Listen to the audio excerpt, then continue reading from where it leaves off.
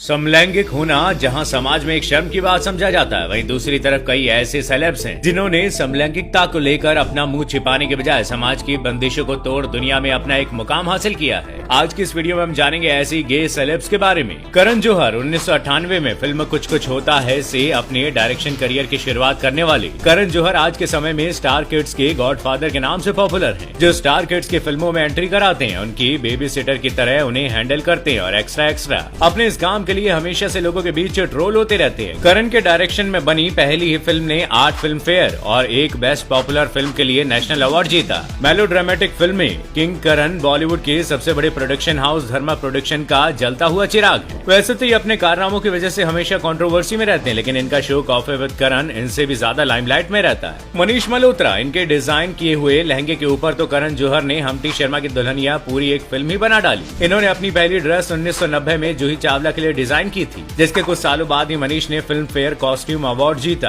और उसके बाद कभी पीछे मुड़कर नहीं देखा। मनीष मल्होत्रा ने अपने करियर की शुरुआत एक मॉडल के तौर पर की थी, लेकिन इसमें उन्हें इतनी सफलता नहीं मिल पाई, जिसके बाद उन्होंने फैशन डिजाइनर बनने का मन बना लिया था और आज ये सक्सेसफुल फैशन डिजाइनर है जिनका डिजाइन किया हुआ लहंगा पहनना हर लड़की का ख्वाब होता है। इमाम सिद्दीकी एक समय पर गूगल पर सबसे ज्यादा सर्च किए गए इमाम पेशे से एक फैशन डिजाइनर और एक फेमस टेलीविजन पर्सनैलिटी है जिन्हें बिग बॉस ने एक अलग पहचान दी। इन्होंने बिग बॉस के सीजन 6 में बतौर कंटेस्टेंट पार्ट लिया था और लास्ट में रनर अप का खिताब अपने नाम किया। इसके बाद वो दोबारा सीजन 9 में भी दिखे, लेकिन इस समय वो सिर्फ एक हफ्ते के लिए बिग बॉस के घर में आए थे। इनकी इस जर्नी के दौरान इनकी बॉलीवुड के भाई सलमान खान के साथ काफी तकरार और बहसबाजी हुई, जिसने इन्हें लोगों के बीच और भी ज्यादा वायरल कर दिया। रोहित वर्मा इमाम सिद्दीकी की तरह ही बिग बॉस से अपनी खास पहचान बनाने वाले रोहित पेशे से एक डिजाइनर है, लेकिन गे होने की वजह से उन्होंने बचपन से काफी कुछ सहा था। जब वो बहुत छोटे थे तब उनके अंकल ने ही उनका शोषण किया था। इसके बाद जब वो बड़े हुए और डिजाइनर बनने की सोची तो पैसे न होने की वजह से उन्हें प्रोस्टिट्यूट का काम भी करना पड़ा था और यहीं से वो पैसा उन्होंने डिजाइनर का सामान खरीदने में लगाया। रोहित बताते हैं कि बॉलीवुड में कई ऐसे लोग हैं जो बायसेक्सुअल या फिर गे हैं, लेकिन वो अपनी सच्चाई को छिपा कर रखते हैं, लेकिन मैंने इतनी हिम्मत दिखाई है कि मैं अपनी सच्चाई सबके सामने रख सकूं। रोहित बताते हैं कि उन्होंने कई एक्टर्स के लिए करवा चौथ का व्रत तक रखा है। मनीष अरोड़ा 1997 में मनीष अरोड़ा ब्रांड की शुरुआत हुई, जिसके बाद से उनके डिजाइनर कपड़ों के जलवे सिर्फ भारत ही नहीं बल्कि विदेशों तक फैल गए।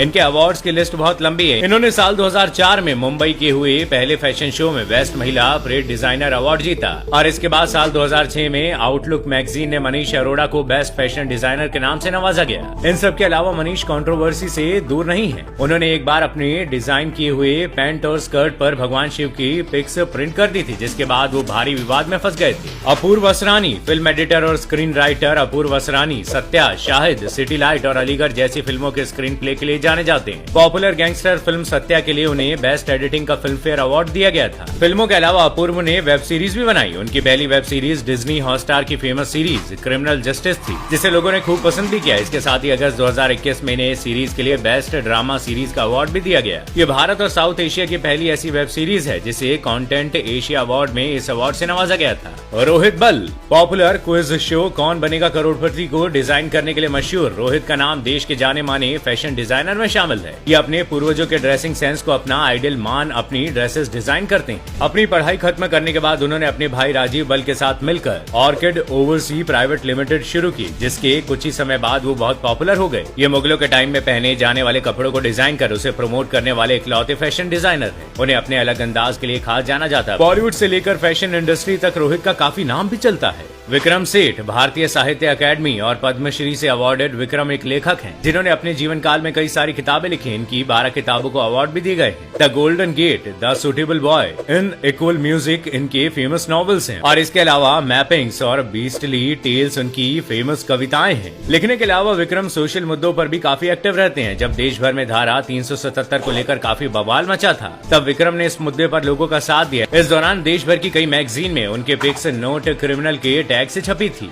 ओनीरो national films award winning film maker, एक बहुत ही टैलेंटेड और सक्सेसफुल डायरेक्टर है, एडिटर, स्क्रीन राइटर और ये प्रोड्यूसर भी हैं। ये अपनी फिल्म माय ब्रदर निखिल के लिए ज्यादा मशहूर है, जो इन्होंने समलैंगिक और एड्स के ऊपर बनाई थी। इस फिल्म का कैरेक्टर निखिल हिंदी फिल्मों का पहला ऐसा कैरेक्टर था जिसने समलैंगिकता और एड्स से रिलेटेड खुलकर बात की गई। खुद गे होने की वजह से ओनीर ने जितनी परेशानियां सही हैं, उन सभी को देखते हुए उन्होंने इस फिल्म को बनाने का फैसला किया। इस फिल्म के अलावा ओनीर को उनकी फिल्म आई एम के लिए नेशनल अवार्ड से सम्मानित किया गया था। आनिर ने आज तक करीब 16 फिल्म अवार्ड को अपने नाम किया है। मानविंदर सिंह अपनी कम्युनिटी के हक के लिए लड़ते हुए राजकुमार मानविंदर सिंह गोहिल भारत के पहले गे प्रिंस हैं। राजकुमार मानविंदर राजपीपला रियासत के राजकुमार हैं। ये AHF इंडिया केयर्स के ब्रांड एम्बेसडर भी हैं। साथ ही प्रिंस मानविंदर ने 2 दशक पहले गुजरात में LGBTQ समुदाय के अधिकारों में सुधार लाने के लिए इसी मोटिव से लक्ष्य ट्रस्ट की स्थापना की थी। उनका मानना है कि सिर्फ धारा 377 के हट जाने भर से समस्या का समाधान नहीं मिल जाता। अब हमें समलैंगिक विवाह, विरासत के अधिकार, गोद लेने के अधिकार जैसे मुद्दों के लिए लड़ना होगा। प्रिंस मानविंदर हाल ही में जुलाई 2022 में अपने